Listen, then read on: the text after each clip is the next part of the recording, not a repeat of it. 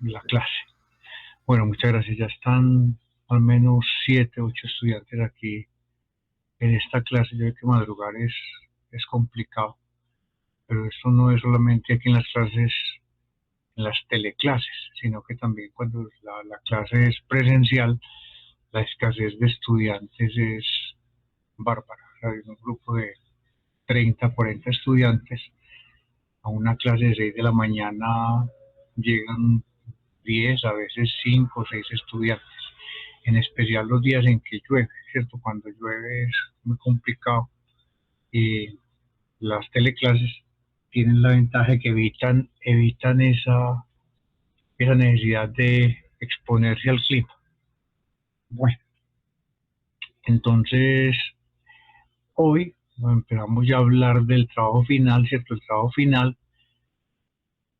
pongámosle una fecha límite alrededor del 5 de septiembre. Ojo que ahí no se pueden prolongar entregando los trabajos porque por ahí para el 5 de septiembre a lo más, no, pongámoslo un poquito antes, por ahí 1 de septiembre, eh, ya no hay espacio, digamos, para recibir más trabajos. El problema es que tienen que estar para esa época. Bueno, ¿qué se va a hacer en el trabajo final? Se van a construir ya modelos sobre eh, la base que nosotros o que ustedes han estado trabajando, la base de pruebas saber, ¿cierto? Eh, los modelos que nosotros vemos aquí, básicamente son modelos de tipo logístico o de tipo logístico multinomial. Entonces van a proponer modelos para estudiar obviamente las variables de interés. ¿Cuáles son las variables de interés? Pues obviamente el rendimiento académico. Y las covariables o las variables explicativas son las que ustedes tienen en la base de datos y a ustedes les va ocurriendo. ¿Cuántos modelos? No sé cuántos modelos. Ustedes proponen cosas y las construyen, las justifican, ¿cierto? Recuerden que construir un modelo no solamente la parte de meterlo al computador y sacar resultados, la parte de la construcción conceptual de un modelo toma tiempo. O sea, no es que yo me siente que puede explicar, sentarse y hacer preguntas de ese estilo, que puede explicar el rendimiento académico de un estudiante que presente las pruebas a ver. Entonces, cuando uno se sienta a pensar en eso, encuentra que hay muchos factores o variables que pueden incidir en el resultado, ¿cierto? Desde, obviamente, la institución de la que sale, las características de la institución de la que sale, las características de la casa del estudiante, la, hasta la salud que tenía el estudiante en el día en que le tocó presentar el examen. Imagina un estudiante que esté enfermo, que tenga diarrea y esté presentando las pruebas a ver, pues obviamente puede que le vaya muy mal porque no está en condiciones de salud adecuadas y sin embargo como le toca presentarlo ese día, pues eh, hará algún esfuerzo.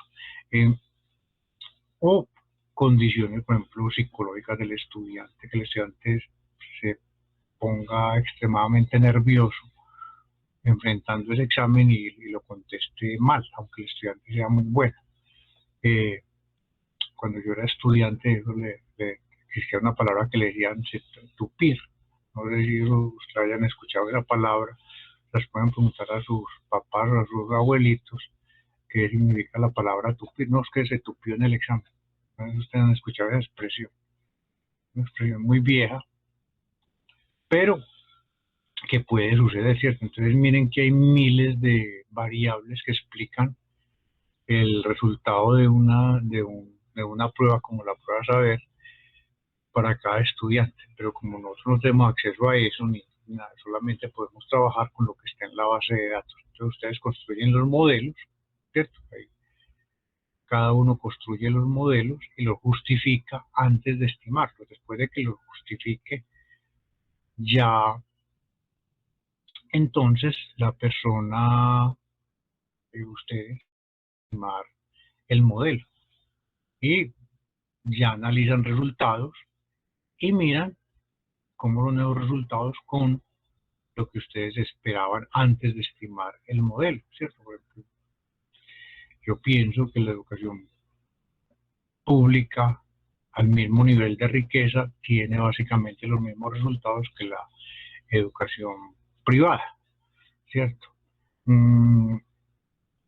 Si yo construyo un modelo en el cual la variable explicativa sea si la institución es pública o privada y me encuentro que es significativa la diferencia, entonces yo miraría cuál de los dos tiene mejor respuesta, o sea, a qué estudiante les va mejor, si a los estudiantes de instituciones privadas o instituciones públicas, eh, al mismo nivel de riqueza familiar, ¿cierto?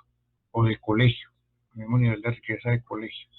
Eh, si a los colegios privados les va mejor que a los oficiales, teniendo estudiantes que estén en instituciones del mismo nivel de riqueza, entonces ya vienen preguntas, ¿será que? Y entonces a los modelos les pueden faltar variables, entonces uno va y pule los modelos, los corre nuevamente, los estima, corrige, o sea, esto es un proceso que no es, yo me siento y en 5 minutos tengo el modelo. O sea, a uno, pues a mí personalmente me sorprende que haya personas que se entusiasmen con el R para celulares. O sea, uno con un celular que puede trabajar seriamente, si esto es desgastante, y esto toma tiempo, y esto toma eh, horas y a veces días, y en situaciones reales puede tomar semanas construyendo modelos, ¿cierto?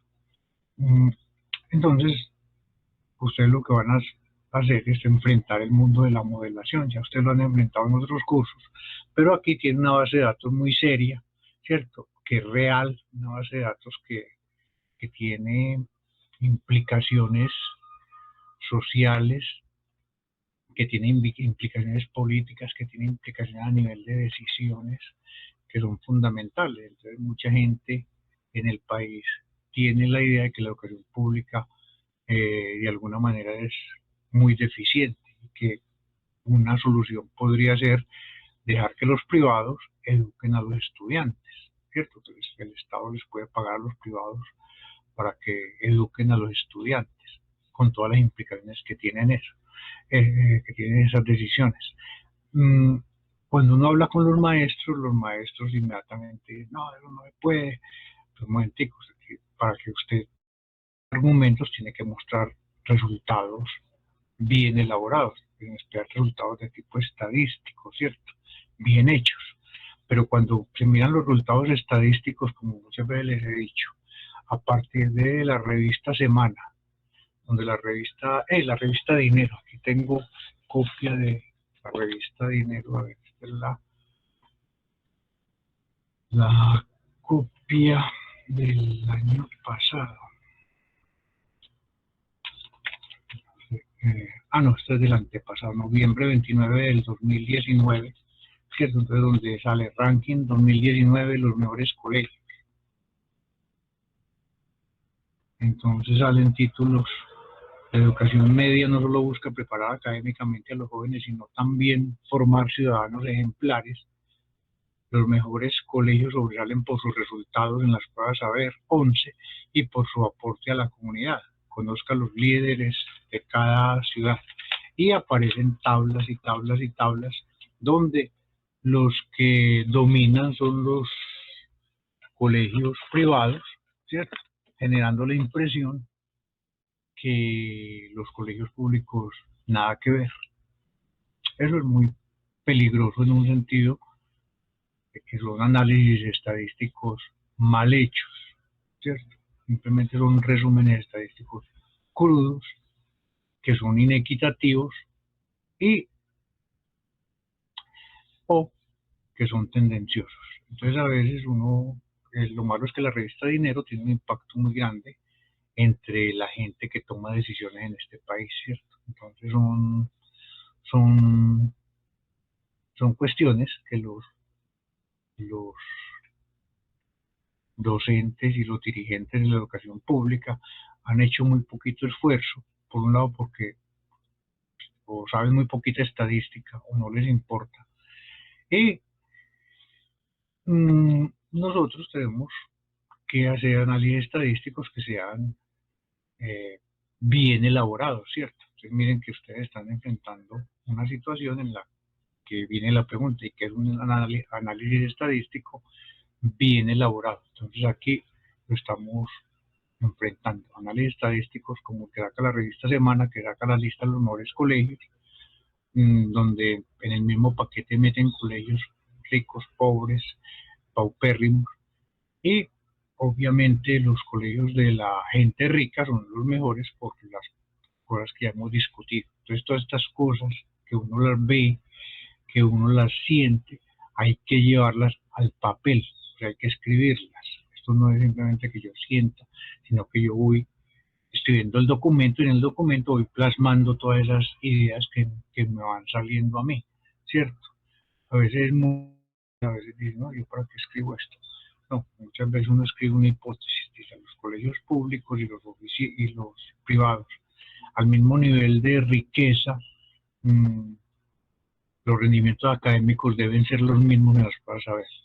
Uno construye el modelo y puede sorprenderse que no sea así, que los privados sean mejores o que los públicos sean mejores o efectivamente que sean iguales, ¿cierto?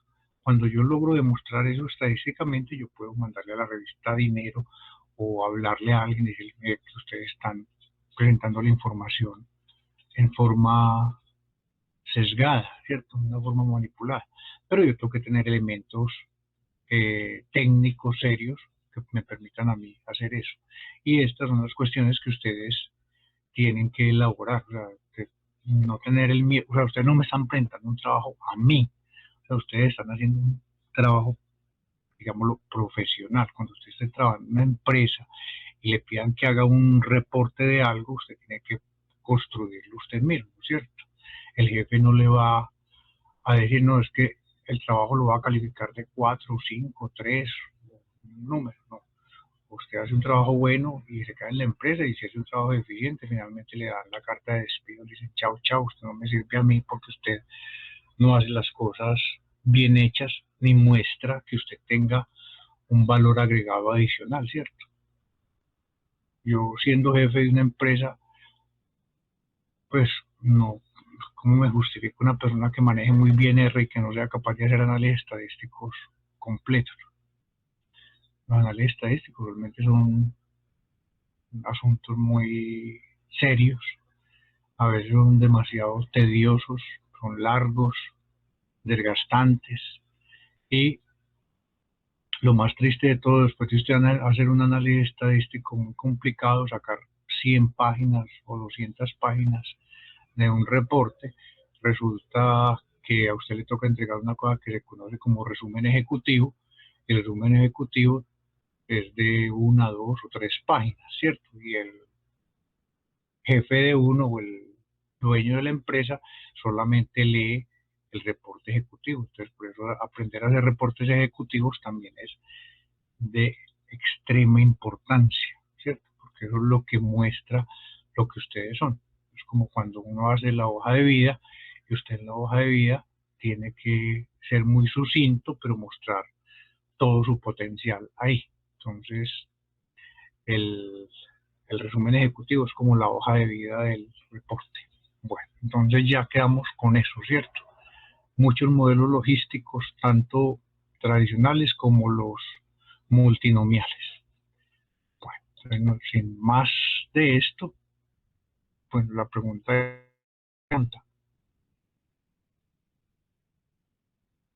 bueno, nadie ha hecho preguntas, entonces me imagino que fue más o menos claro. Entonces, para el 1 de septiembre, espero que estén entregando este segundo trabajo, ¿cierto?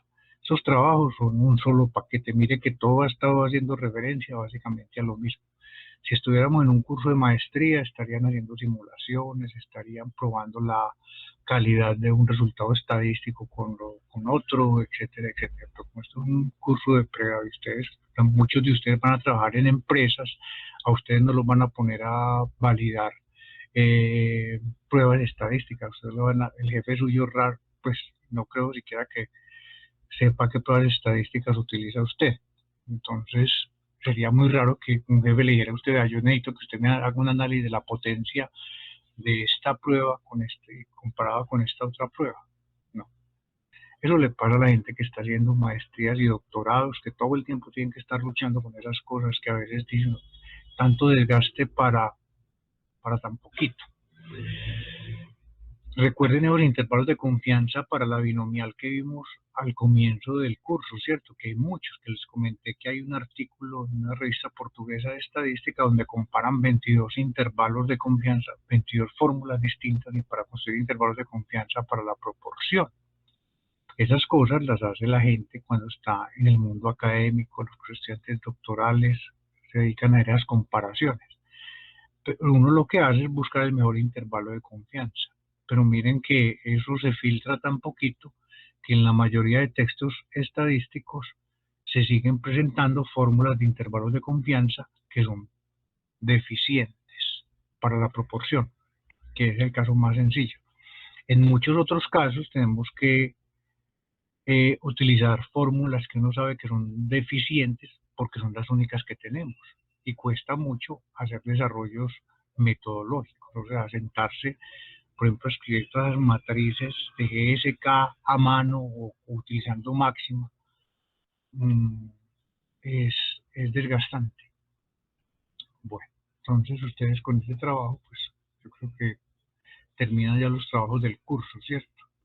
Bueno, uno ve muy distintos niveles en los trabajos, o sea, yo estoy revisando todos los trabajos y encuentra uno muchas diferencias en un nivel. Uno ve que, y esto lo he comentado ya varias veces, la angustia del código, o sea, ustedes sienten la angustia de presentar ese código de R, ¿cierto? De mostrar que ustedes son muy hábiles manejando R, pero el objetivo no es demostrar que usted sabe R.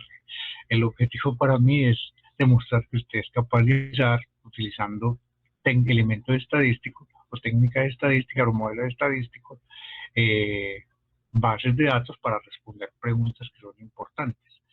Si usted, por ejemplo, en este curso hubiera preferido utilizar SAS, para mí es perfectamente válido, ¿cierto? Pero como el R es el lenguaje que a ustedes desde que entran hasta que salen de la escuela, pues de la escuela de estadística les están enseñando, entonces muchas veces ni siquiera se preocupan por otros programas estadísticos. Eso es una falla porque hay muchos lenguajes estadísticos, ¿cierto? Hay muchos y cuando uno compara programas estadísticos uno ve fortalezas en unos, ve uno muchas debilidades en otros o en la mayoría y cuando usted, digamos, va a una empresa y le pide una recomendación del paquete que deben comprar o tener, hay empresas que son muy reacias a tener software de código abierto o de dominio público. Por ejemplo, en Colombia fue una lucha de años para que aceptaran el R como paquete en esa institución. O sea, no fue que alguien llegó allá y dijo, no, yo traigo el R aquí y lo vamos a instalar. Lo primero que un ingeniero de sistemas mira el software de dominio público es el nivel de seguridad que le puede violar el software. O sea, ellos sospechan de cualquier cosa que sea regalada, ¿cierto? Entonces, hubo una lucha, recuerdo que en Colombia hubo que llevar la lista de instituciones a nivel mundial, básicamente bancaria, que utilizaban R, ¿cierto? Ese trabajo lo hicieron estudiantes de la escuela hace muchos años y finalmente demostró que bancos tan grandes como el Banco de Canadá, Bank of America, muchos bancos en Europa utilizan R para sus modelos estadísticos. Después de eso, después de que ellos vieron pues que no era un software que lo hubiera preparado por ahí algún pirata ruso o algún pirata chino, lo permitieron con muchas reservas, ¿cierto? Con muchos temores. Ellos, no sé todavía, pero preferían pagar SAS con todos los costos que tiene SAS a pagar R, ¿cierto? Entonces ahí es donde ustedes tienen que tener una visión muy amplia de todos los paquetes que hay, de hacer listas de paquetes, por ejemplo, meterse en las páginas de revisión de software, el SPSS, qué tal es, qué ventajas tiene, qué saca, por qué el SPSS gusta tanto la gente que hace bioestadística y epidemiología, el Info, eh, el Stata, ¿cierto? El, el EPI, el EPICALC, eh, y tantos paquetes que hay, o sea, hay cientos de paquetes estadísticos. Entonces, ustedes lamentablemente tienen que gastar el tiempo, estar leyendo revisiones de software, ¿cierto? Porque cuando un jefe a usted le diga, ¿qué software estadístico compramos? Ah, no, R, porque es que es lo único que yo sé manejar. Queda uno como muy mal parado, ¿cierto? Y esta persona no conoce más de lo que vio en clase. En eso a ustedes les toca un esfuerzo grande. Por ejemplo, si alguien les dice, ¿por qué no usamos Minitab? Minitab, ¿y eso qué es? Usted tiene que saber qué es Minitab, ¿cierto? Que es eh, Infostat, por ejemplo, tanto paquete que hay, Gretel, para hacer regresiones, la gente que trabaja en econometría y los econometristas alemanes son muy dados a utilizar Gretel. Eh, entonces, eso es una labor que ustedes tienen que llenar, no solamente R es un paquete muy bueno, muy aceptado casi universalmente, pero hay muchos más. Entonces, la pregunta es por qué existen esos paquetes, porque hay clientes para esos paquetes. Ellos creen que los paquetes son mucho mejores que otros. Y entonces es donde uno tiene que tener elementos técnicos, no solamente gusto. O sea, no, es que a mí me gusta el R porque es lo único que yo conozco. Sí, a mí me gustan los frijoles de mi mamá porque son los únicos que me he comido, ¿cierto? Cuando usted llega a un restaurante y le preparan unos frijoles distintos y dice, ve, qué frijoles tan ricos, son mejores que los de mi mamá. Viene usted a conocer algo distinto, ¿cierto? Pero si usted no ha comido sino los de su mamá, pues no tiene más ningún juicio para evaluar otros frijoles. Por eso hay dichos tan populares como que no hay como la comida de la casa, sí, porque realmente lo único que uno conoce, ¿cierto? Y a uno termina gustándole hasta lo maluco. Entonces puede que el R sea un programa muy, muy bueno para usted, porque ya lo único que usted conoce. Entonces en esto pues puede que tener una visión amplia del área de la parte computacional. Bueno, después de todo este cuento ya entonces entramos a la clase. Y seguimos con R, pues ya nosotros en este curso es R, R y R. Entonces estamos viendo el modelo de regresión logístico multinomial, ¿cierto? Con el modelo de regresión logístico tradicional, o sea, cuando uno habla de modelo de regresión logístico, siempre piensa en respuestas binarias, ¿cierto? Éxito, fracaso, sí, no, etcétera. Entonces ustedes pueden hacer categorizaciones binarias de, por ejemplo, rendimiento académico del estudiante. Ustedes tienen estudiantes clasificados en 10 categorías, ¿cierto? Entonces pueden decir, voy a coger el 30% superior o voy a coger el 40% superior y le voy a dar, o lo voy a clasificar como éxito si está por encima del percentil 60 y lo considero fracaso si está por debajo del percentil 60, ¿cierto? O puede hacer otra dicotomización, puede decir voy a considerar éxito si el estudiante está por encima del percentil 80 y fracaso si está por debajo del percentil 80. O sea, ahí estoy sacando los súper buenos y estoy sacando el resto de estudiantes. Entonces miren que las dicotomizaciones se pueden hacer de muchas maneras. Entonces uno no solamente hace una, sino que uno trabaja con varias dicotomizaciones y mira los resultados que se van obteniendo. Si siempre son consistentes los resultados, eso es bueno. Cuando los resultados cambian radicalmente, entonces uno dice, ¿qué estará pasando? Pues es que en ciertas situaciones las variables explicativas empiecen a fallar. Por ejemplo, que la gente que está en el percentil superior solamente está en colegios privados y y no tengo en esos percentiles superiores estudiantes de colegios públicos. Entonces tengo un problema ya con mi matriz de diseño, ¿cierto? Con mi diseño, perdón. Entonces ya la dicotomización tiene un problema adicional. Entonces ya son parte del trabajo de ustedes, ¿cierto? Analizar eso, jugar con eso. Una cosa que yo les digo, a ustedes les tiene que encantar hacer esto. O sea, es como un pintor cuando está pintando un cuadro que se encantan tanto de ese cuadro que no lo quieren terminar nunca, que le meten una pinceladita aquí, que le hacen una corrección aquí, que le ponen esto aquí, lo miran, lo remiran y le encuentran fallas. Y en artes plásticas hay un dicho que dice que las obras de los artistas no terminan las obras, sino que las abandonan. O sea, llega un momento en que el artista ya se agota de estar trabajándole a una obra y es cuando la entrega al público, ¿cierto? Pero en su interior siente que pudo haberle hecho más.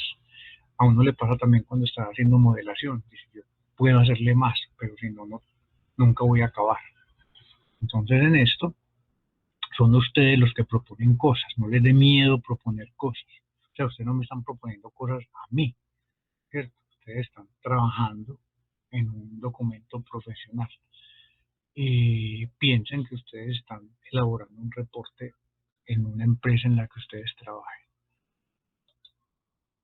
Entonces nosotros tenemos ya, miren que hemos estado avanzando en varias etapas en estos modelos. Presentamos cositas, los corremos, ya presentamos un poquito una estructura más formal y aquí vamos a presentar la función de verosimilitud. Eh, Estas notaciones son un poquito molestas porque en distintos libros las notaciones son distintas, entonces por eso trato de no quedarme con lo tradicional porque muchas veces cuando uno cambia a otros textos o se mete con otros textos, uno encuentra notaciones y dice, pero ¿por qué esto lo llaman gamma? Porque esto aquí aparece gamma. Esto que nosotros tenemos aquí como gamma, en muchos textos lo llaman beta, ¿cierto? Son vectores de coeficientes. Cuando usted, por ejemplo, mira el libro de estadística y de probabilidad estadística de Harald Kramer, que es un matemático mmm, noruego, creo que fue noruego, no estoy seguro que haya sido noruego, no sé, pero es de los países nórdicos. Kramer utiliza para las variables aleatorias letras latinas. Entonces, por ejemplo, él habla de la A como variable aleatoria y X lo habla como si fuera una constante. Entonces, cuando uno estudia el libro de él, que es un libro que todavía en algunas partes se sigue para cursos avanzados de estadística y probabilidad, uno tiene que hacer una retraducción de la anotación porque es muy pesada.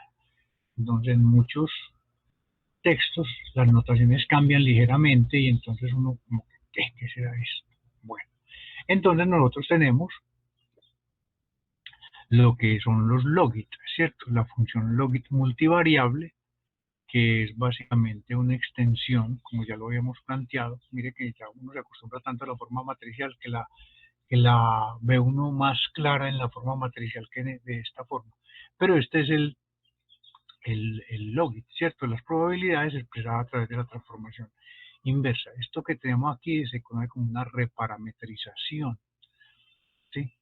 Entonces, en esta forma que nosotros tenemos de parametrizar, perdón, eh, no reparametrización, sino parametrización, eh, involucramos las covariables, ¿cierto? Y vamos a decir que la probabilidad de una celda en un estrato particular va a estar dependiendo de las covariables que se estén considerando afectadas por un vector de coeficientes. Entonces cada estrato puede tener sus propios coeficientes.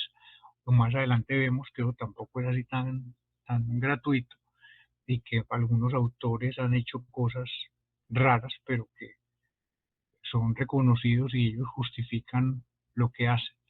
Entonces, este es el caso más general donde la probabilidad se reexpresa de esta manera simplemente para involucrar las covariables, ¿cierto? Las covariables son unas variables explicativas. Aquí tenemos, por ejemplo, si el estudiante tiene computador en la casa, si el estudiante vive con los papás, si el estudiante tiene acceso a internet, si el estudiante en ese índice de riqueza que ustedes construyen está en un estrato alto, medio, bajo, etcétera, etcétera.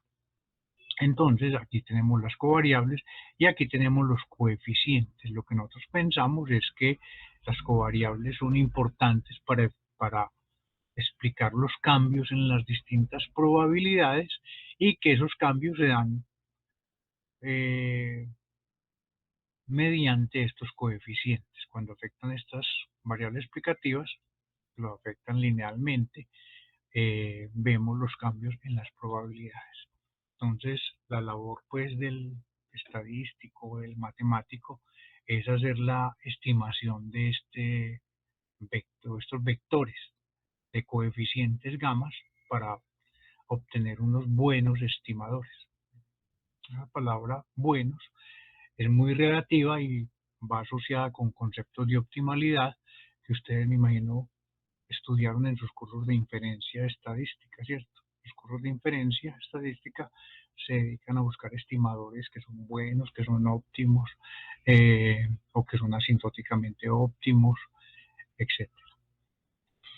Entonces los estimadores de máxima verosimilitud son estimadores buenos, los estimadores de mínimos cuadrados son estimadores buenos, los estimadores minimax son estimadores buenos, los estimadores chi cuadrados son estimadores buenos, los estimadores de estilo James Stein son estimadores buenos. Entonces hay muchas maneras de estimar esto, pero usualmente uno está limitado por el software. O sea, el software realmente es el que genera limitaciones en las formas como se van a estimar esto. Si el software trabaja o tiene algoritmos para hacer soluciones vía máxima verosimilitud, entonces uno está limitado a estimadores de máxima verosimilitud. Si el software utiliza mínimos cuadrados, entonces uno está limitado a los estimadores de mínimos cuadrados. La ventaja es que en muchas circunstancias los estimadores de mínimos cuadrados coinciden con los estimadores de máxima verosimilitud para problemas estándares, o sea, problemas normales, casi siempre dan los mismos resultados. Y ya otros estimadores, por ejemplo los estimadores minimax, usted no los encuentra en programas en forma general, ya le toca a usted escribir el código para eso, ¿cierto? Entonces uno cuando tiene que escribir código corre muchos peligros que ya los hemos comentado. El primer peligro es que uno escriba el código en forma equivocada, que eso pasa. O sea, cuando usted está trabajando solo, escribiendo código,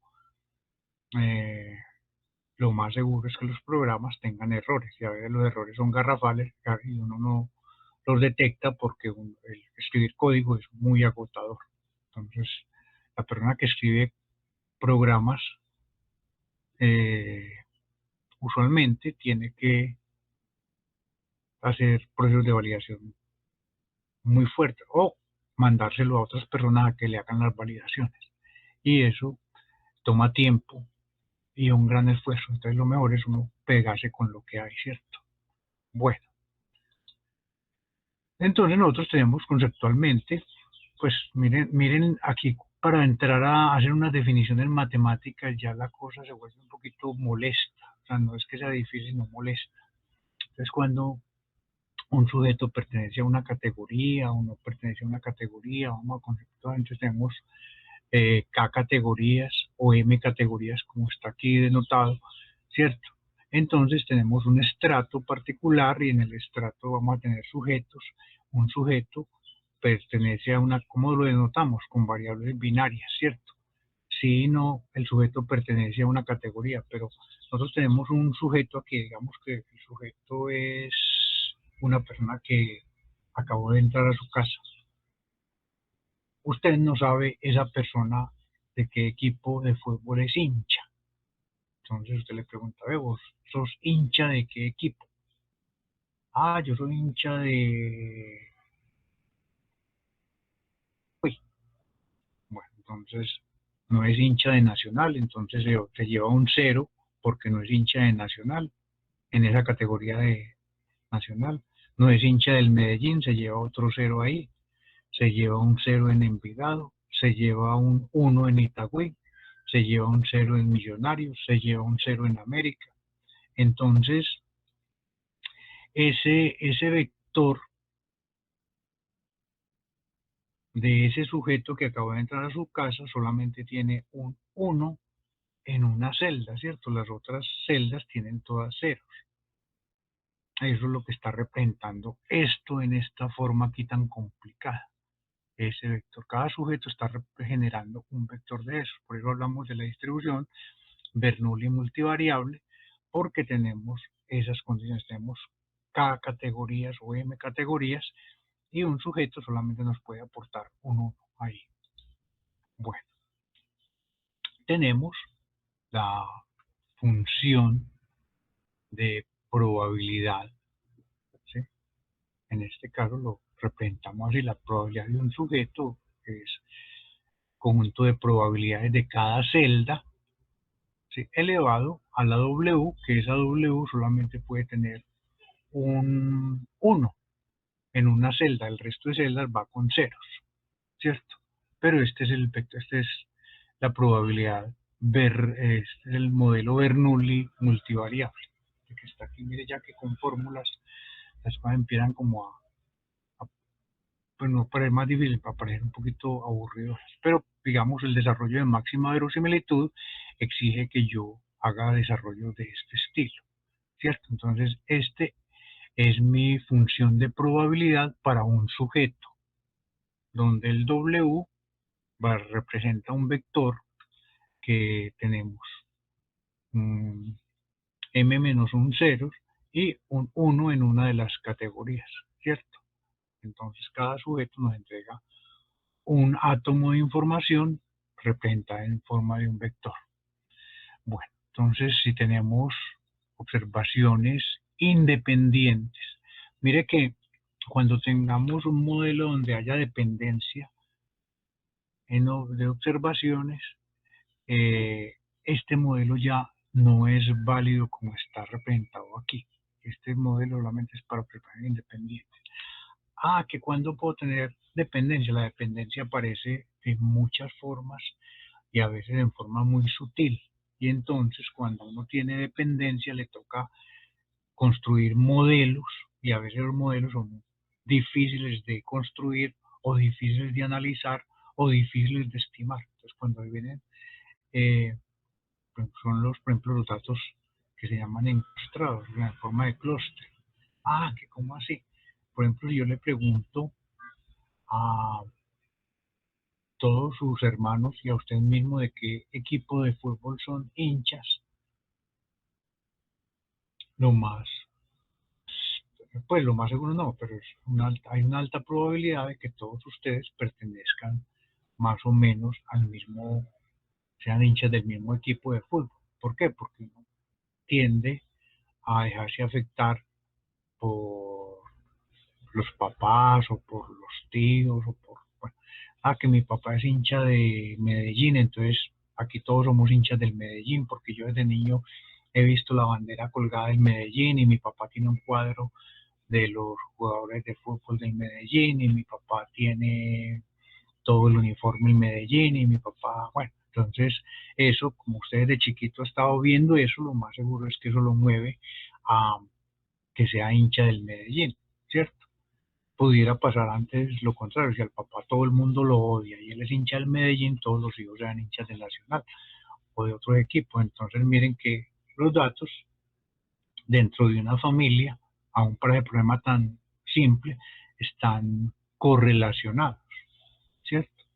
Y esas estructuras de correlación, en especial para variables binarias, no son fáciles de definir, ¿sí? Cuando usted, por ejemplo, trabaja con datos multinormales, es más fácil definir la correlación cuando trabaja con datos categóricos es más difícil medir la correlación.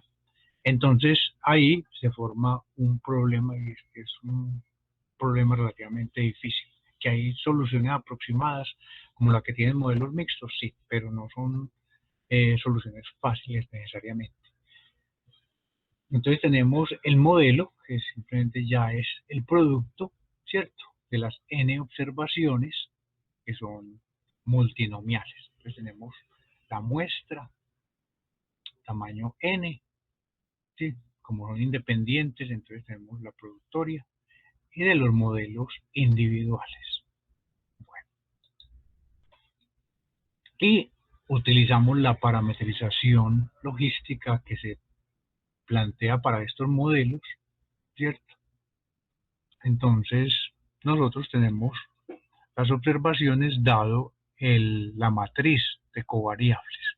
Entonces, miren que las probabilidades se reemplazan, o sea, donde tenemos todas estas probabilidades, las reemplazamos por esta parametrización.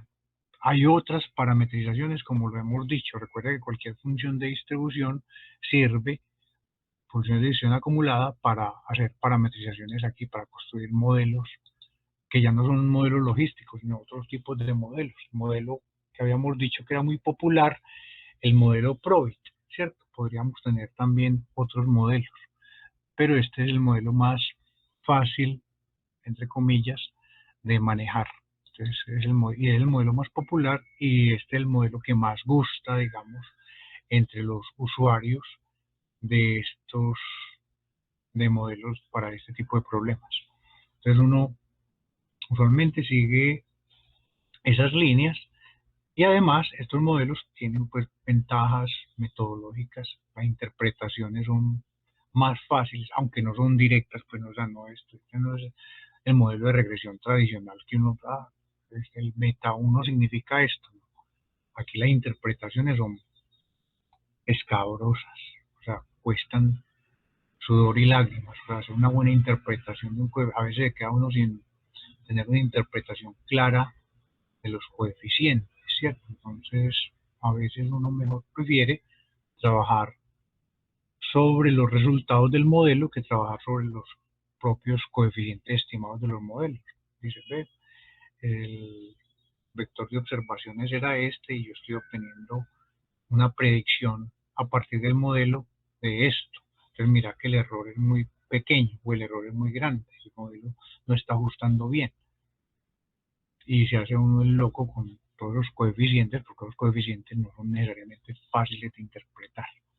Pero hay gente que se atreve y los interpretan como medidas de riesgo y cosas de esas.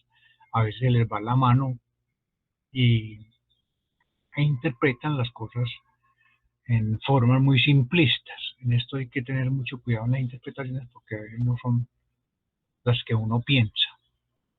Bueno, entonces en el modelo, en la metodología de máxima verosimilitud, como esto está dentro de la clase exponencial de distribuciones, la multinomial, parte de la clase exponencial de distribuciones, obviamente los procesos de optimización se hacen fácilmente sobre los logaritmos, porque los logaritmos, recuerden que en la clase exponencial de distribuciones linealizan las relaciones vectores estadísticos suficientes, ¿cierto? Entonces uno empieza a ver ventajas de trabajar dentro de la clase exponencial de distribuciones, que una es esa,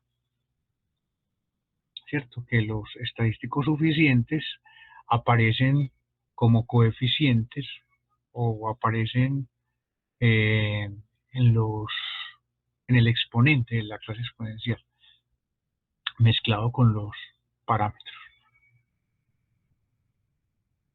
y tienen ventajas grandes a nivel teórico, ¿no? El conjunto estadístico suficiente minimal, o sea, lo más chiquitico que yo puedo encontrar. Y además son completos, o sea, tiene una ventaja que el conjunto estadístico suficiente minimal es el mínimo, la mínima representación que no pierde información de la base de datos. Bueno,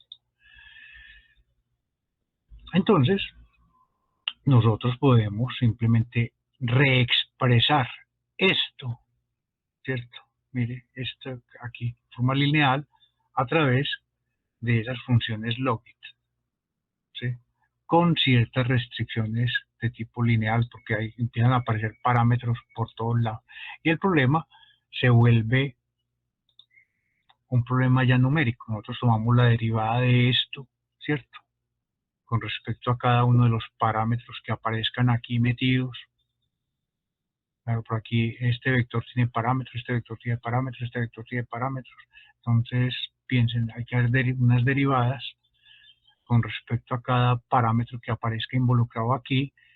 Le da un sistema de ecuaciones no lineales igual a eso a cero, ¿cierto? Y resuelve, encuentra los valores de esos gamas que hagan eso, esa derivada igual a cero. Eso se puede hacer por muchos métodos numéricos. Métodos numéricos, hay mm, muchas propuestas. Usualmente uno lo que hace es linealizar esto o sea, con Taylor, y a través de un proceso iterativo encuentra la solución que más se aproxime al cero, ¿cierto? Que haga que estas ecuaciones, las derivadas, sean iguales a cero. O hay otros métodos que llaman métodos heurísticos, ¿cierto? Con los métodos heurísticos, por ejemplo, algoritmos genéticos, algoritmos evolutivos, métodos, por ejemplo, como el de las hormigas, o el método como el de las abejas, el método de, de templado, todos esos métodos heurísticos que han entrado con tanta fuerza en los últimos 20, 30 años a trabajar en problemas complicados, también nos dan soluciones a esto. Pero estos tienen unas soluciones estándares que son vía Taylor y vía aproximaciones, entonces nosotros no tenemos aquí mayor dificultad con esto. Bueno, entonces tenemos aquí una base, pues unos datos de una base de datos que es la escolaridad del hombre y escolaridad de mujeres. Bueno, les cuento la historia de esta base.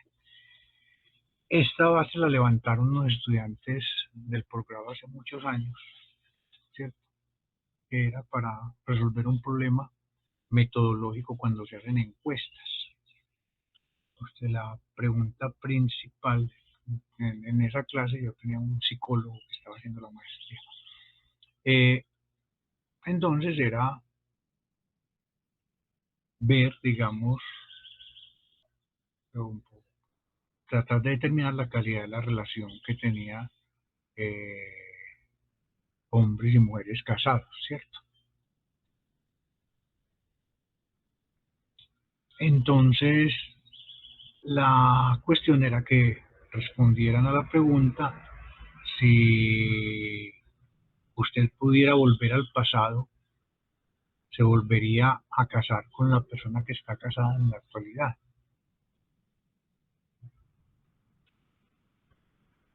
Entonces la condición del estudio era que la pregunta había que hacerla simultáneamente al hombre y a la mujer, o sea, a la pareja. Y podían estar los dos presentes en el mismo salón. Obviamente, si yo le pregunto a mi pareja si se volvería a casar conmigo, estando presente ahí, pues hay una alta probabilidad que la persona diga que no, que no, que diga que sí, ¿cierto?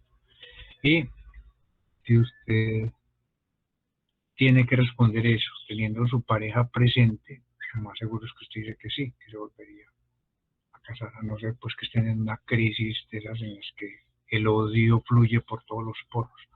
Bueno, eh, entonces para garantizar la veracidad de la respuesta, el anonimato de la respuesta, pues le pido a los estudiantes que desarrollaran alguna metodología para capturar esa información. Entonces la propuesta fue que a las parejas se les entregaban dos hojitas chiquiticas, ¿cierto? en que la respuesta aparecía como un sí o un no, y esa hojita chiquitica tenía unos códigos que eran números aleatorios, que había una persona que estaba coordinando el trabajo, que era la única persona que sabía, que conocía esos códigos. Entonces, al marido se le daba un código y a la mujer se le daba otro código, pero el código, el emparejamiento solamente lo podía realizar esa persona que tenía control sobre los códigos.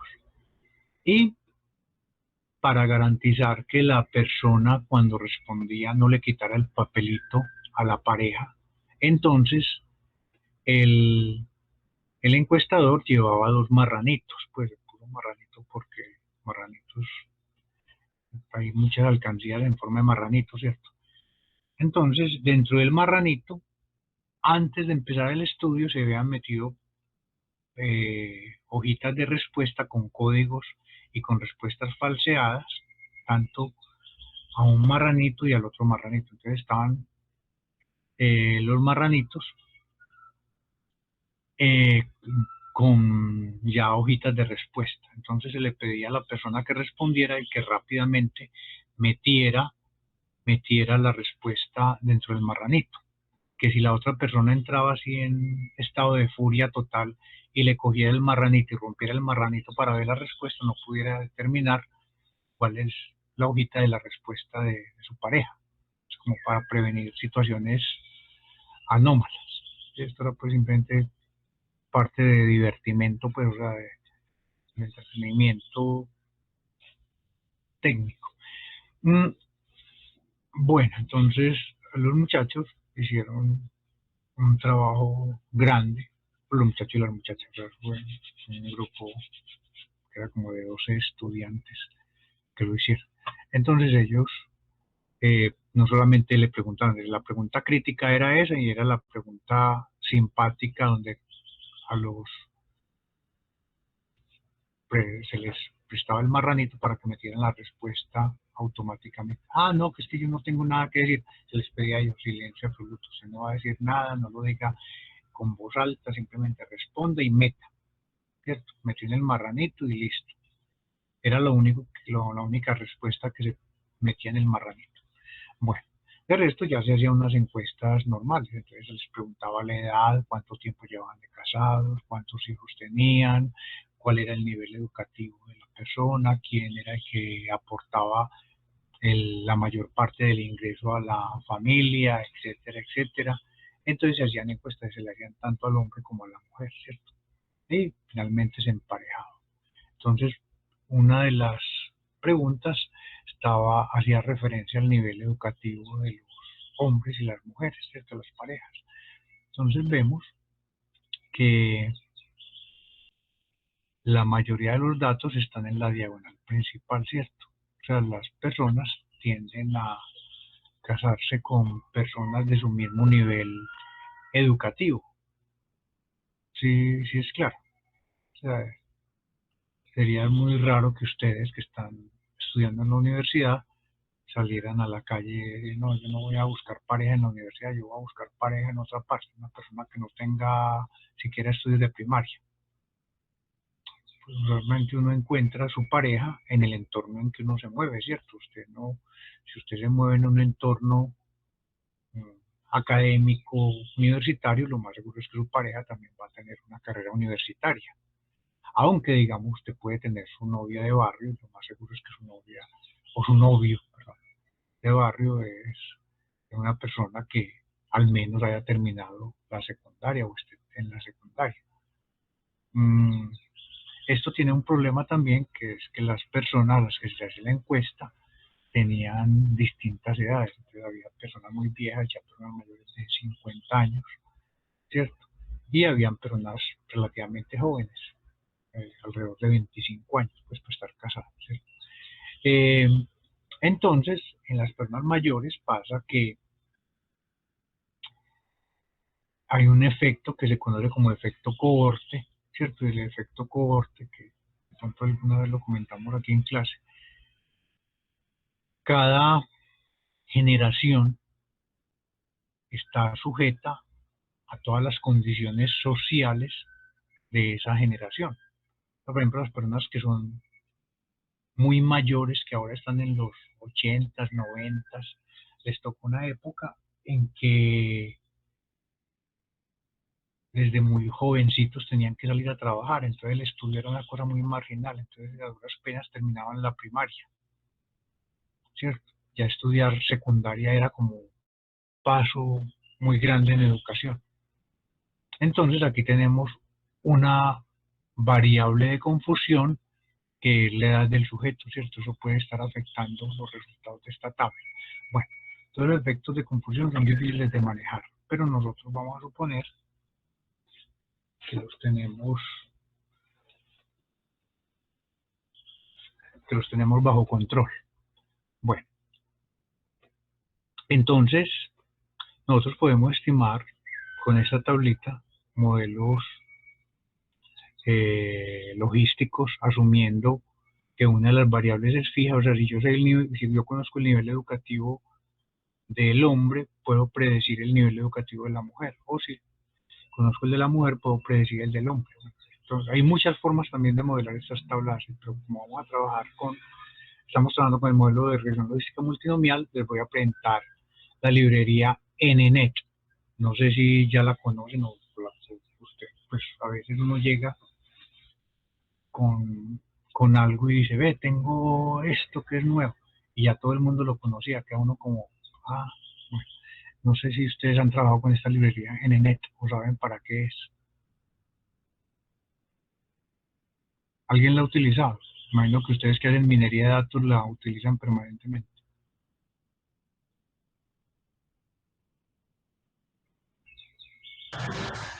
No, profe. Una vez lo utilicé para hacer un modelo logístico multinomial.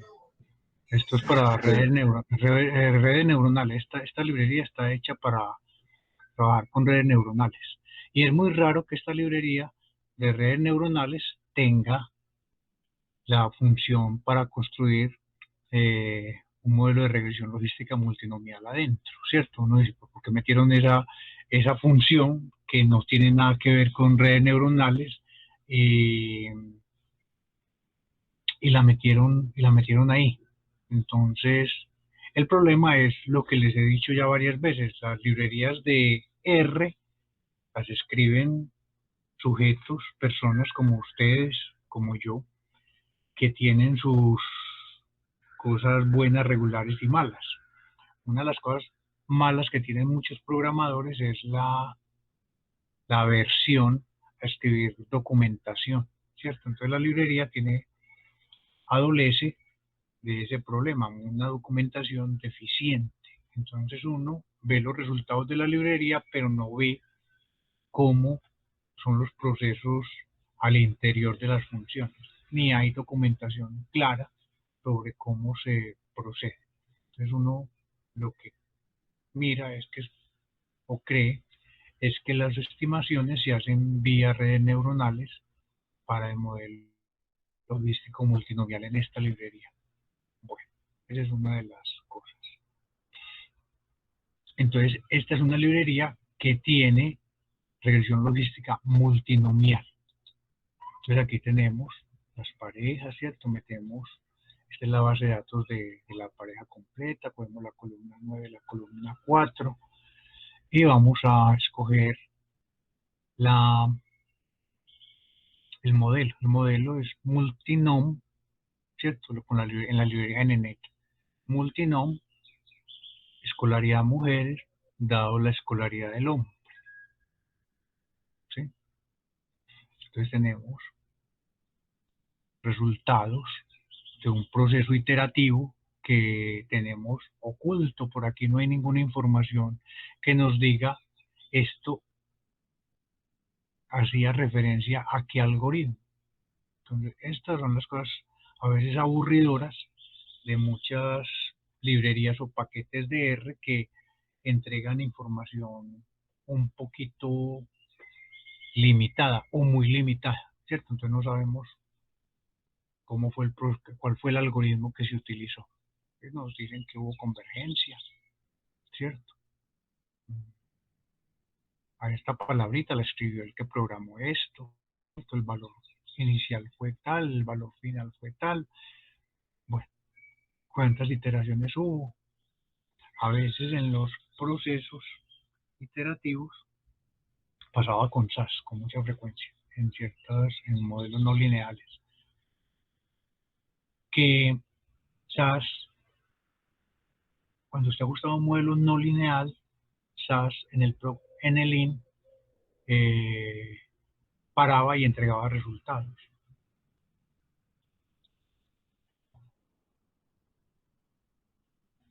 Entonces uno cogía esos resultados y los analizaba. Cuando veía uno de los otros archivos que sacaba el SAS, ¿cierto? El SAS saca un archivo paralelo donde va mostrando cómo va ejecutando cada proc, cuánto tiempo se demoró ejecutando cada proc, qué archivo le entró o qué data le entró al proc y si el proc se ejecutó con éxito o no. Entonces salía la información. Cuando usted no es muy dado a ver ese otro archivo de SAS, entonces puede cometer errores muy fácilmente, porque ahí le sale la información de cuántas iteraciones hizo o hacía. Creo que eso lo corrigieron. Cuántas iteraciones hacía SAS para estimar el modelo. Entonces SAS a veces decía el número de iteraciones, eh, cuando le daba el número de iteraciones. Por ejemplo, el máximo número de iteraciones eran como 30, y cuando uno veía ese número 30, uno tenía que agarrar, porque uno entraba en pánico, ¿cierto? Uno entraba en pánico porque uno sabía que el proceso había fallado. Entonces, cuando las personas no veían, ese se llama un archivo log. No sé si ustedes han escuchado la palabra log. Yo creo que alguno de ustedes ha corrido SAS aquí. Entonces, el SAS entrega el archivo de resultados, y el archivo paralelo es un archivo log que lo entrega en otro archivo. Bueno, entonces, cuando uno no miraba eso, uno podía pensar que el modelo había ajustado bien, y resulta que el modelo no había siquiera ajustado. En muchos programas, esta información que hacen procesos iterativos aparece muy limitada. Entonces uno dice, bueno, ¿cómo fue esto? El número de iteraciones fue 10, serían muchas, poquitas, regulares. El número de iteraciones está afectado por los valores iniciales, ¿cierto? Cuando los valores iniciales son muy mal escogidos, estas iteraciones se incrementan. Pero si los algoritmos son relativamente buenos y estables, realmente aún con valores iniciales deficientes se puede llegar a resultados, eh, a los resultados esperados al final. Con valores iniciales malos, debería uno tener un mensaje, un warning, un mensaje de peligro de que no hubo convergencia. Bueno, entonces aquí tenemos esto, y miren lo fácil que es correr una regresión logística multinomial con la librería NNet para esta respuesta. Entonces aquí tenemos, recuerden que cuando tenemos respuestas multinomiales, nosotros tenemos un número de modelos logísticos que depende del número de categorías de la respuesta, ¿cierto? La respuesta en este caso tiene 3 categorías, entonces nosotros vamos a tener 2 modelos logísticos. Tenemos los coeficientes, ¿sí? Y tenemos eh, errores estándares de los coeficientes. Aquí tenemos los coeficientes para la primera función, el intercepto, la segunda función, el intercepto, la primera función, el intercepto asociado con la escolaridad del hombre, el otro asociado con la escolaridad del hombre, ¿cierto? Entonces la categoría 2, la categoría 3, la categoría 1 se vuelve como referente. ¿Listo?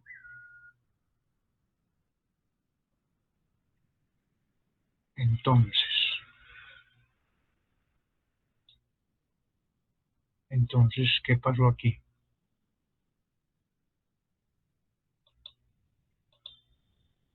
Miren, este resultado está un poquito extraño.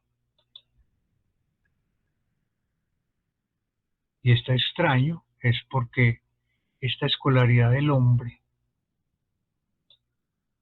que tiene niveles 1, 2 y 3,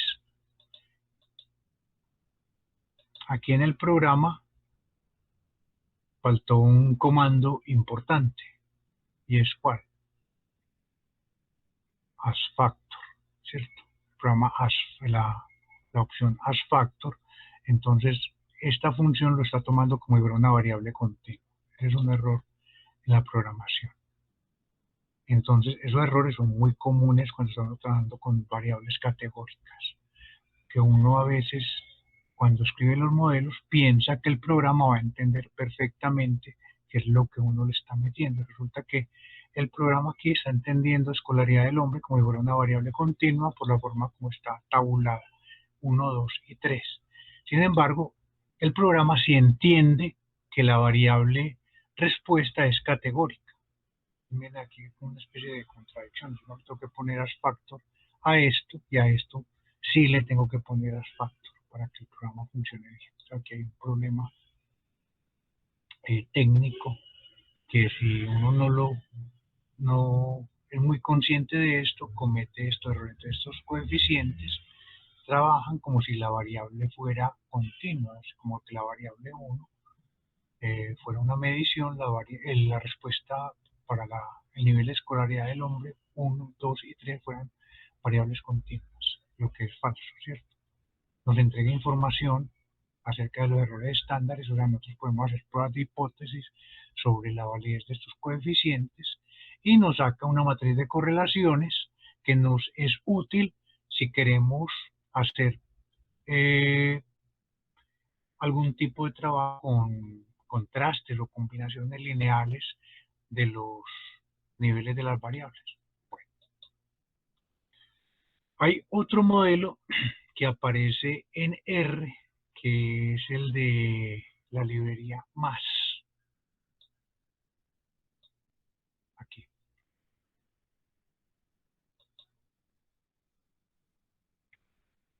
El de la librería más. La librería más fue la que, recuerden que esa fue escrita por Brian Ripley, el profesor de Oxford, que ya creo que se jubiló en estos días. Brian Ripley era o es un experto en estadística espacial, es un experto en simulación, es un experto en estadística computacional, ¿cierto? Y fue desde cuando el S era el programa que mandaba la parada por allá en los años 80, él escribió la librería más, y él ha sido el encargado del mantenimiento, de sudar esta librería. Él tiene un libro muy bueno, que ya han salido varias ediciones de él, sobre el Splash, que lo escribió con Ben Ables. Ben Ables era un profesor de una universidad de Australia, y ellos dos escribieron ese libro y ellos dos le trabajaron realmente a esta librería, ¿cierto? Esta librería es un trabajo entre esos dos profesores. Bueno, eh, esta librería es de las que uno utiliza con mucha tranquilidad, pero no excesiva, con mucha tranquilidad en R, porque la procedencia es muy buena. Experto en computación, conocedor de metodología estadística, a más no poder el señor, ¿cierto? Y cuando empezaron a salir las listas en internet, él era una de las personas que respondía a las preguntas de los usuarios que estaban ensayando el Splash inicialmente, ¿cierto? Y era muy amable.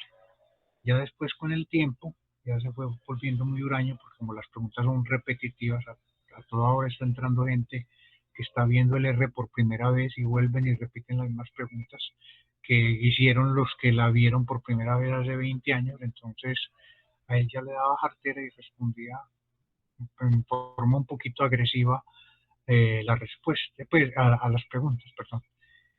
Pero eso pasa, pues, no es raro. Ya ahora en las listas responde gente muy distinta pues a él, ¿cierto? Ya él nunca volvió a responder y él se alejó mucho de las listas. Él fue de las primeras personas que cuando el Splash empezó a cobrar muy duro por la licencia, hizo campaña para que la gente se moviera al R.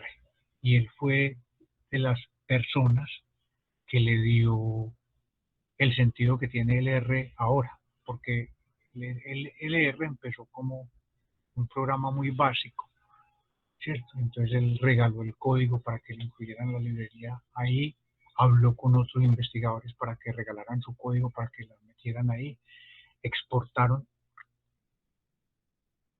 ¿En qué lenguaje fue escrito el R inicialmente? A ver si alguien sabe. Sí. No, en Scheme. Scheme es una versión de Lisp. Lisp es un lenguaje muy popular que fue escrito por McCartney. McCartney escribió también el Fortran, o sea, McCartney en los años, a finales de los 50, en 1950 y comienzos de los 60 escribió varios lenguajes que todavía siguen siendo muy populares. Uno de ellos es Fortran y el otro de ellos es Lisp. Entonces, Lisp es un lenguaje orientado a objetos, ¿cierto? Es un lenguaje con mucho potencial. Es tanto que Luke Tierney, cuando era profesor en la Universidad de Minnesota, escribió un programa de estadística que se llamaba Lisp Stat. Cuando ese programa salió, muchos académicos pensaban que ese iba a ser el programa del futuro de la estadística. Pero apenas salió el Splash lo que hizo fue matar el Lisp Stat de Luke Tierney. Entonces,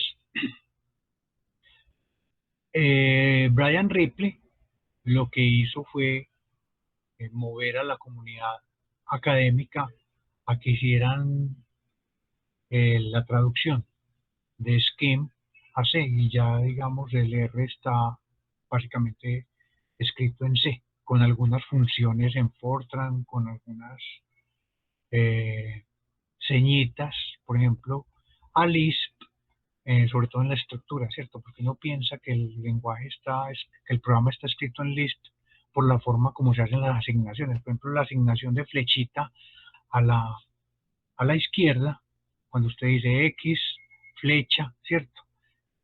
Tal cosa, eso viene del lenguaje de Lisp. Eh, entonces, este señor, pues es un peso pesado en estadística computacional. Entonces, cuando uno ve una librería escrita por él, uno tiene la confianza de la procedencia. Una librería como NNet, uno dice, ¿quién la habrá escrito? Pa, pa, pa, pa. Y este señor que tiene ese libro con Venables, básicamente lo que tiene es un manual de referencia de su paquete en ese libro. Entonces uno encuentra la documentación también escrita ahí. Él tiene un libro de simulación también muy bueno y tiene el libro de estadística espacial que también es bastante bueno. Bueno, entonces después de todo ese cuento, hoy estoy muy, muy de echar cuentos. Entonces tenemos la función, eso realmente significa como polireg, POLR es como polireg, ¿cierto? Y eso hace referencia a la regresión logística multinomial. Entonces aquí, ¿cuál es la respuesta? Mire que aquí sí hay que poner as factor, para que el programa entienda que valen unas variables categóricas y que no son variables continuas.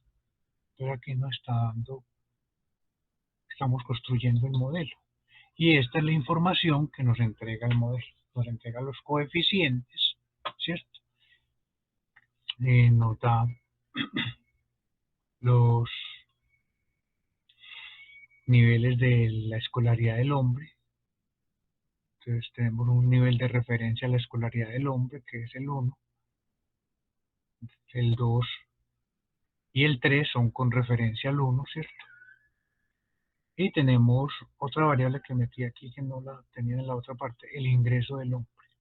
Bueno, ¿y qué variables son significativas? Y observamos que estas variables no son significativas.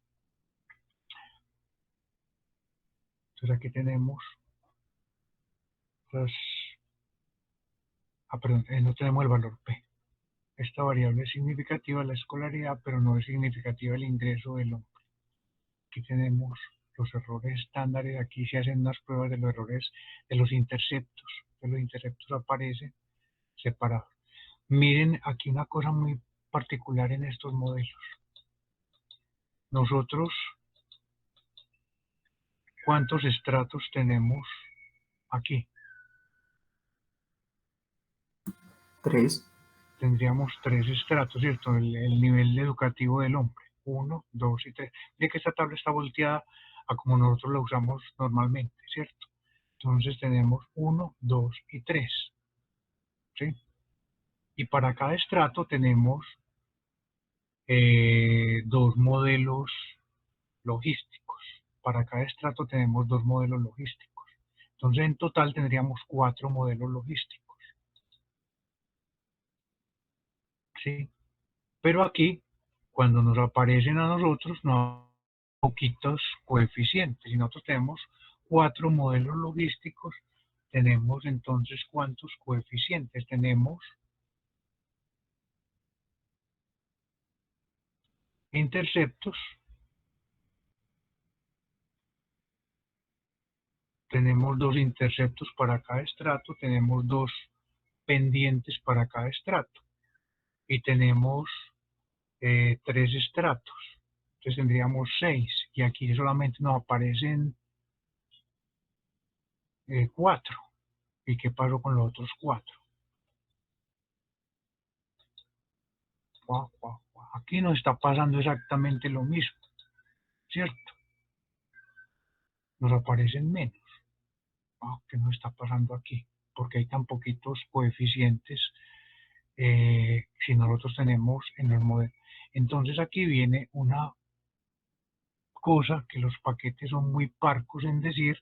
Este paquete, esta función, Brian Ripley lo comenta, que es asumiendo riesgos proporcionales. Entonces él lo que dice es que lo único que cambian son los interceptos y que las variables explicativas producen el mismo valor para cada estrato. ¿Cómo? Entonces es una forma de sobresimplificar los problemas y uno dice, pero ¿cómo así? Yo inicialmente cómo asumo eso si no he hecho ninguna hipótesis para ver si los modelos son iguales en los distintos estratos. Entonces, uno encuentra que este par de funciones son deficitarias en la parte teórica, en la parte metodológica, se quedan corticos. Ellos resuelven un problema muy particular que de pronto era de ellos, pero no permiten hacer un trabajo más refinado. Nosotros con GSK tenemos un control absoluto de todo, ¿cierto? Entonces ya tenemos esta parte vista, nosotros sabemos, esta es la estructura, tenemos esto que lo hemos visto ya varias veces, paso rápidamente y aquí tenemos los cálculos de los logit, que teníamos todas las matrices, ya teníamos esas Fs, mire que lo estamos repitiendo, ¿cierto? Y al final nosotros somos los que construimos esto como nosotros queremos, que hablamos de distintos tipos de logits, ¿cierto? Los logits pivotales, los logits secuenciales, por ejemplo. Entonces, estas cosas, el software, si lo usamos como bien empaquetado, nosotros no tenemos la posibilidad de definir nuestras propias respuestas. Nosotros no tenemos ninguna posibilidad. Entonces, en este sentido, esa metodología GSK nos permite a nosotros tener control absoluto del problema. Bueno, esto lo hemos visto. Entonces, esto.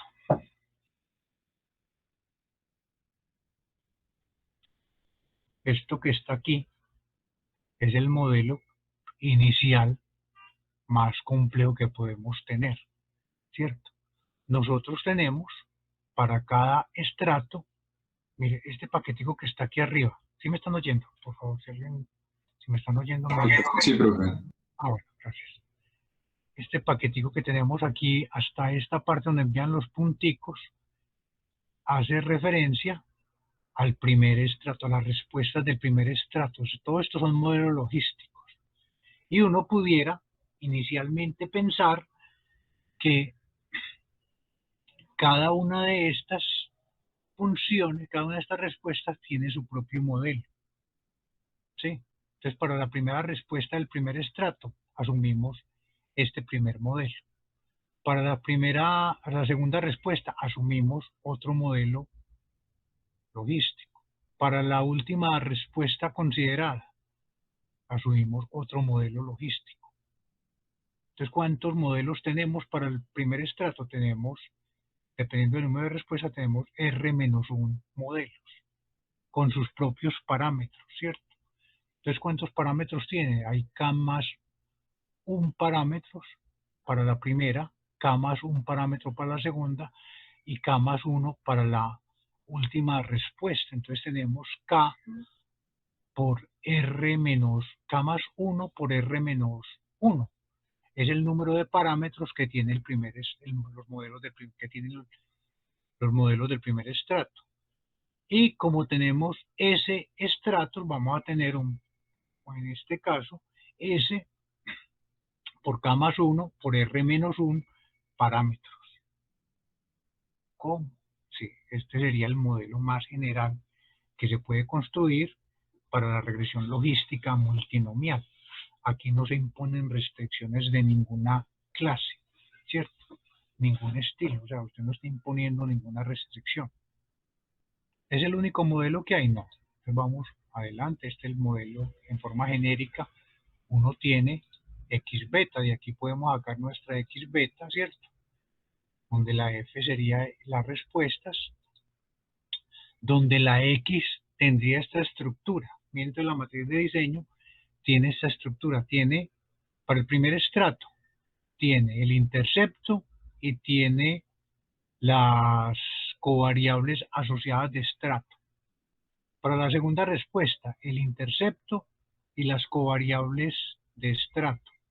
Para la última respuesta del estrato, entonces tenemos el interstrato de la respuesta y las mismas covariables. O sea, mire que aquí las covariables son todas exactamente iguales.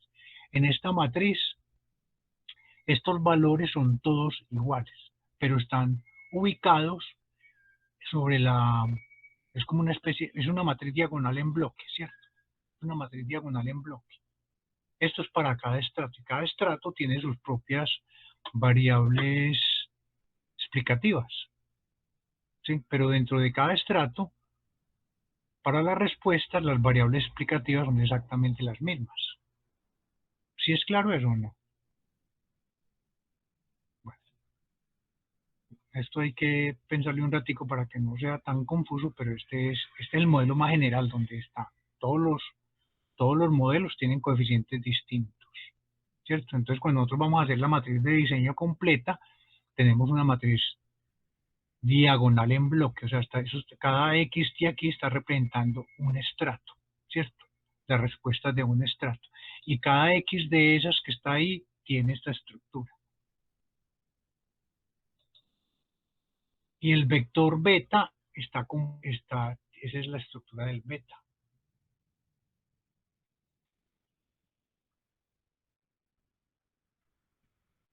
Entonces aquí tenemos el vector de coeficientes. Es un vector de coeficientes que ahí vimos cuántas componentes tenía. Tiene S por K más 1 por R menos 1, ¿cierto?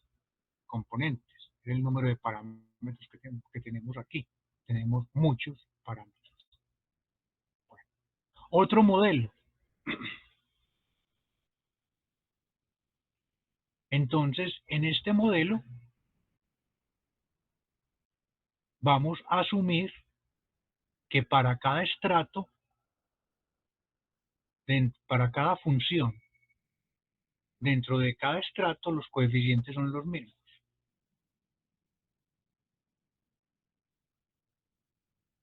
¿Sí? Entonces miren, aquí nos vamos, y este modelo que estamos asumiendo aquí, vamos a asumir que para cada estrato, o sea, para cada bloquecito de estos, el beta 111 es igual al beta 112 igual al beta 11 R menos 1.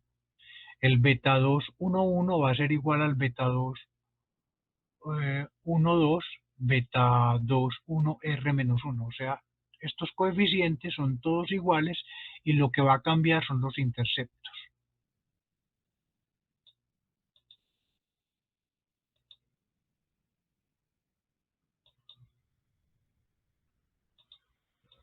Entonces ese es el modelo que se está pensando ahí.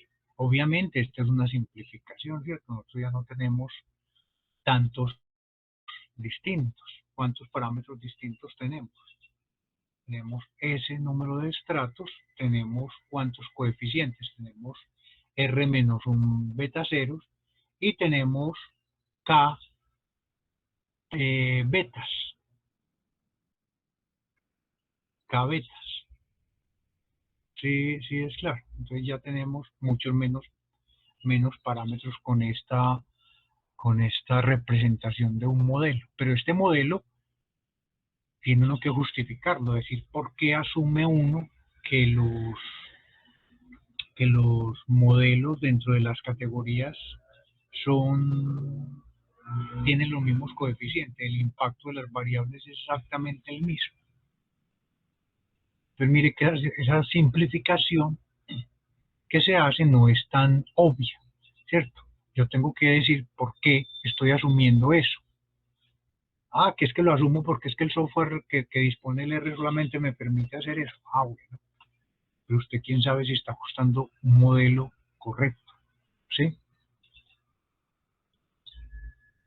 Entonces, con este modelo usted tiene esta matriz de diseño y tiene este vector de coeficientes.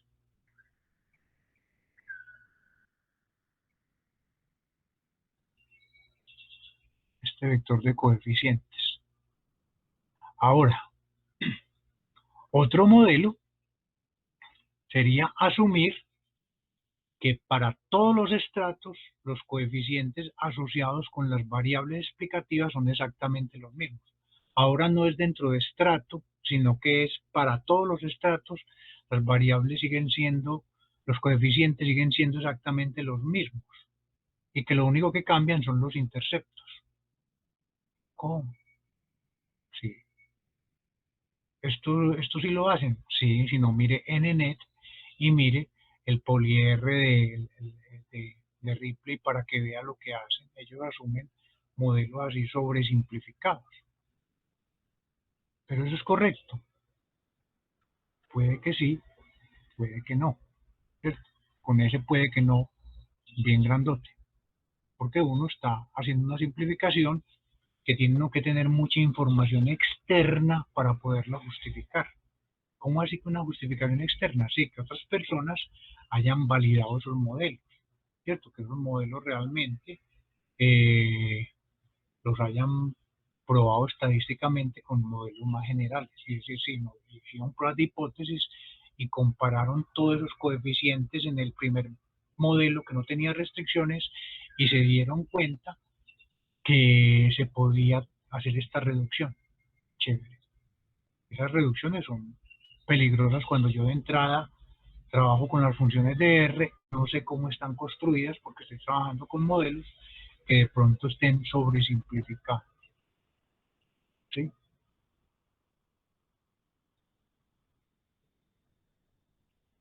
Entonces, yo tengo una matriz de diseño dada por esto y mi vector de coeficientes termina siendo esto.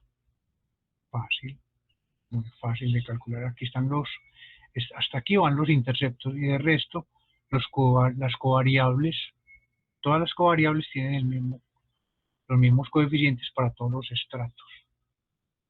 Entonces, ¿cómo les parece pues? Entonces, pasamos de algo muy complicado pero que es de carácter general. Esto que está aquí, donde cada logit dentro de cada estrato y entre estratos tienen sus propios modelos, ¿cierto? Y terminamos con una sobresimplificación, donde asumimos que estos coeficientes de las variables son exactamente los mismos para todos los estratos y para todas las funciones dentro de los estratos. ¿Ustedes qué piensan? Que es difícil, si uno no ha hecho unas pruebas de hipótesis, justificar el uso directo de la función de Ripley o la función de NNet. O sea, ahí es donde ustedes tienen que jugárselas, ¿cierto? Entonces aquí yo tengo la posibilidad de hacer muchas cosas. Y mire que todo se hace con la matriz de diseño, ¿cierto? Yo como defina la matriz de diseño estoy especificando el modelo que quiero trabajar. Entonces aquí nos va a tocar jugar con esto bastante rato para poder irnos familiarizando con estas cosas, ¿sí? Entonces no es tan directo. O sea, usted puede llegar y utilizar, dice, no, yo voy a utilizar la función NNet. Entonces, justifíqueme por qué está utilizando esa sobresimplificación que tiene NNet. No, que yo quiero la de Ripley. Entonces, justifique estadísticamente, ¿cierto? ¿Por qué está usted utilizando esa sobresimplificación? Si no, le toca empezar con un modelo general e ir haciendo pruebas de hipótesis para ver qué reducciones se pueden ir haciendo en el modelo. Bueno, jóvenes, paro ahí que esto está como muy peliagudo, entonces nos vemos en la próxima clase. Profe, Sí, profe, dígame. sí, Sí, perdón. Entonces, a ver si le entendí bien. Los dos paquetes, el de Ripley y NNet, sobresimplifican los modelos. sí, claro, cuando usted asume que los coeficientes son iguales para todos los estratos, es porque usted tiene una sobresimplificación, ¿o no? Usted tiene que tener información externa que le permita argumentar por usted está asumiendo que los coeficientes son iguales para todos los estratos. Listo, profe. Profe, Sí, y otra cosa, usted dijo, bueno, entonces el trabajo queda para el 1 de septiembre. sí, Modelos logísticos y y logístico logístico muy, multinomial. sí, Sí, logístico multinomial. Eso es todo. eso es todo, pero no es un solo modelo logístico y un solo modelo logístico multinomial, no. Usted a partir de la base de datos, con la respuesta, que la respuesta es obvia, que es rendimiento, ¿cierto? Rendimiento en las pruebas a ver, usted va a construir modelos y va a tratar de ver cuáles modelos ajustan bien para predecir el rendimiento y en la prueba saber, y va a hacer los análisis de los resultados que obtenga, ¿cierto? Nosotros vamos a ir viendo cositas cuando estemos trabajando con esto y usted las puede ir implementando en sus análisis. Bueno, profe, gracias. Listo. Bueno, pues, bueno, hasta luego. Profe, qué pena, yo tengo una Sí, pregunta. sí, dígame. Eh, yo mirando esas, o sea, hay unos casos donde se definen las matrices de diseño por separado para cada estrato, ¿cierto? Sí, Entonces, yo estaba pensando, por ejemplo, para ir reduciendo la complejidad, por decirlo así, entre comillas, del modelo, utilizando la metodología GSK, ¿cierto? sí, Entonces, por ejemplo, yo era pensando en el hecho de, listo, yo voy a plantear un test donde yo quiero probar la igualdad de betas, ¿cierto? sí, Entonces, pero y yo era pensando pues como en el GSK, pero me aparecen varias Fs por separado. Entonces, cuando yo quiero probar la igualdad de betas entre estratos, ¿uno cómo hace ahí? no, ahí la puede hacer entre respuestas, entre la misma respuesta de los diferentes estratos. ¿Sí me entiende? Entonces usted Sí, coge la primera respuesta para el estrato 1, la primera respuesta para el estrato 2, la primera respuesta para el estrato S y chequea si los coeficientes se pueden asumir iguales. Esa es una. Otra es chequear estrato por estrato que las respuestas tengan los mismos coeficientes para las variables. Esa es otra, y coger cada estrato y hacerle lo mismo para ver en qué estratos uno puede asumir eso. Ese es más difícil porque cada estrato tiene sus condiciones particulares. Sí. Pero la primera que a uno se le ocurre es comparar respuestas iguales en los distintos estratos. Ahí puede uno entrar a un problema de separación y determinar qué estratos tienen coeficientes distintos para la misma respuesta. Ujú.